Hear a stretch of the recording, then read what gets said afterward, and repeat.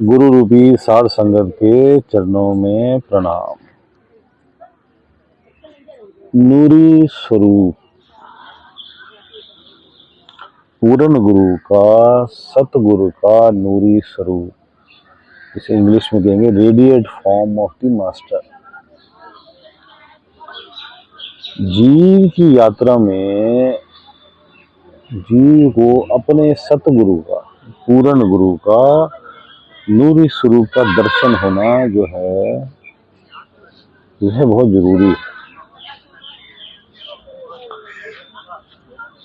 नूरी स्वरूप प्रेजेंट गुरु जो अगर जीव का जीवित गुरु है उसका भी गुरु के दर्शन करता है, वो जाके उसके दर्शन करता है अगर वो पूर्ण गुरु है, लेकिन उसको उसके नूर स्वरूप के दर्शन हो, ऐसी मालिक कृपा करे। किस प्रकार? अगर प्रेजेंट भी है या वह गुरु जो है वो शरीर का चोला छोड़ गया तब भी नूरी स्वरूप, क्योंकि नूरी स्वरूप में ही गुरु आके शिष्य को आंतरिक सहायता करता है, ज्ञान प्रदान करता है। नूरी सुख पाने के लिए जीव अपने सतगुरु के अलावा दूसरे पूर्ण गुरु का भी सहायता ले सकता है।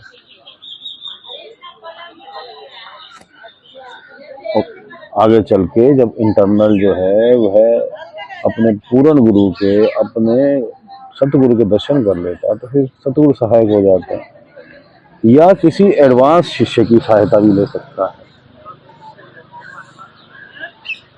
जैसे एस्ट्रल स्वरूप हो गया। एस्ट्रल स्वरूप जो नॉर्मल हमारा जो स्थूल शरीर जो है ना, इसको अंधेरे में देखने के लिए इसके ऊपर रोशनी पड़ती है और रिफ्लेक्ट होके जो है हमें दिखती है। और नूरी स्वरूप में रोशनी बिना पड़े ही अंदर से इंटरनल जो है, इंटरनल प्रकाश कह सकते हैं वैसे उसको, तो वह दिखता है। दिखता कैसे है कि तुझे जीव को जो जिज्ञासु है, अगर उसको पूर्ण गुरु प्राप्त ही नहीं है तो परमात्मा से बेनती करे कि मुझे मेरे पूर्ण गुरु से मिलाओ जो मुझे आपके रास्ते पे चलाए। स्थूल शरीर में अभी गुरु विद्यमान है, आप जाके उनके दर्शन करते हैं अगर, तो उस स्वरूप को ध्यान में रखें। पिक्चराइजेशन नहीं करनी, उसको आप महसूस करें कि वह गुरु जो है आपके पास है, एहसास करें, उसे याद करें, गुरु को याद करें, हर वक्त गुरु से बात करें, गुरु का चेहरा याद करें और चरणों में ध्यान दें, आंखों में, माथे में जो है, क्योंकि इनका कॉपी नहीं किया जा सकता, चाहे आपके मन भी है इनकी कॉपी नहीं कर सकता, आंखों की भी नहीं कर सकता। और जब आप पूर्ण गुरु को याद करोगे तो पूर्ण गुरु जो है वह आपके पास आ जाएगा, चाहे वो स्थूल शरीर में भी है। लेकिन कई बार ऐसा होता है कि किसी पूर्ण गुरु के शिष्य करोड़ों में होते, तो वह आपके स्थूल शरीर में भी जो है, आप उनके दर्शन करने भी जाओगे तो करोड़ों की भीड़ है, लाखों की भीड़ है। दूर से दर्शन कर लिए, आप समीप बैठ के उससे बात नहीं कर सकते। और कई पूर्ण गुरु जा चुके हैं, वो है आपके पूर्ण गुरु है।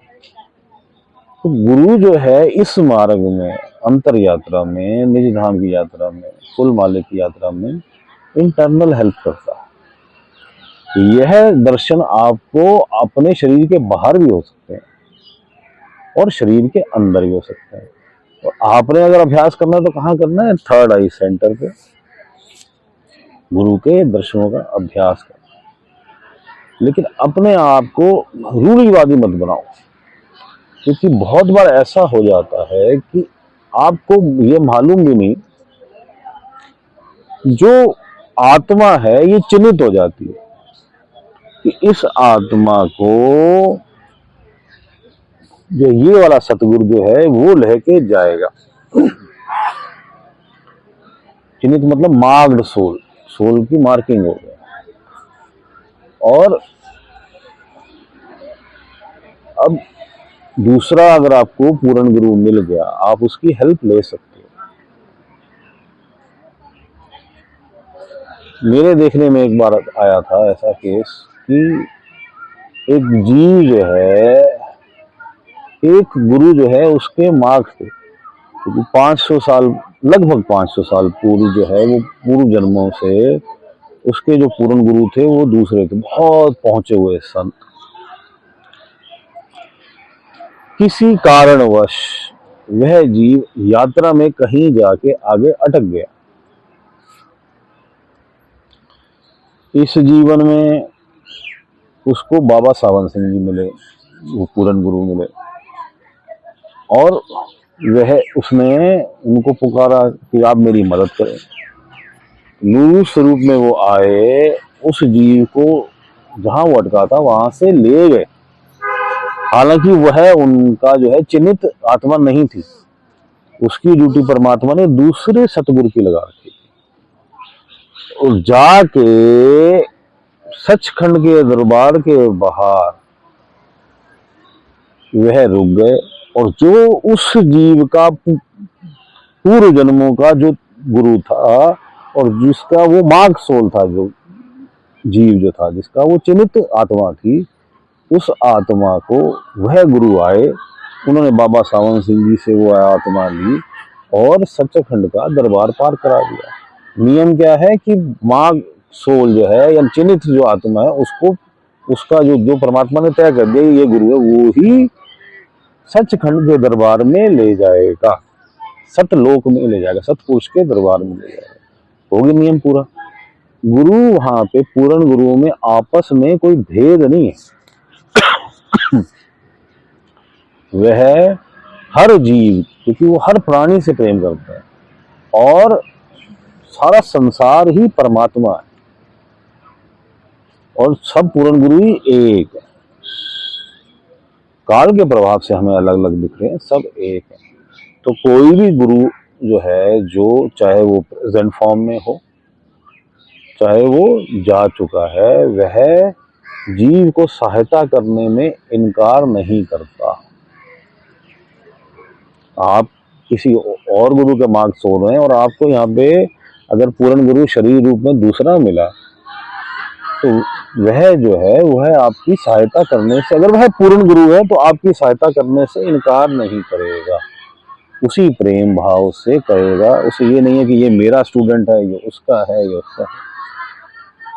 जितनी उससे हो सकती होगी, जो सिस्टम बना हुआ है उस सिस्टम अनुसार अगर गुरु दूसरा मौजूद है तो उस तक पहुंचाने में मदद करेगा। अगर आंतरिक जगत में गुरु है तो वहां तक पहुंचाने में जीव की सहायता करेगा। हम ही जाति मजहबों, जी ये मेरा गुरु, ये तेरा गुरु, इसमें लगे रहते हैं। इसी वजह से, इन झगड़ों की वजह से, इन सोचों की वजह से, हमारी छोटी सोच की वजह से हम बिछड़ जाते हैं। तू पूरे शिद्दत से, प्रेम से अपने गुरु को याद कर, और अगर तू चलते हुए भी याद कर रहा है अपने गुरु को, तो उसे तू मेडिटेशन ही मान, वो तेरा मेडिटेशन ही है। तू गुरु को याद कर रहा है, तू प्रेम से परमात्मा को याद कर रहा है, वो परमात्मा की भक्ति है। क्योंकि संसार में जो हम ये ऊपरी रूपी पूजा करते हैं ना, इससे वो बहुत अधिक लाभदायक है।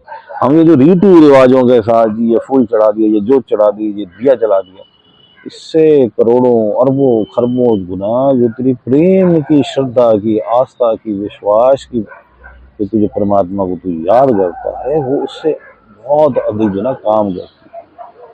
और वही काम करती है, क्योंकि हम कल सुल्तान बाहू, हजरत सुल्तान बाहू की कोई बात सुन रहे थे, शब्द उन्होंने कहा कि जहाँ जो है ये तेरा जो है ईमान तुझे नहीं पहुंचा, उसको खबर ही नहीं है ईमान।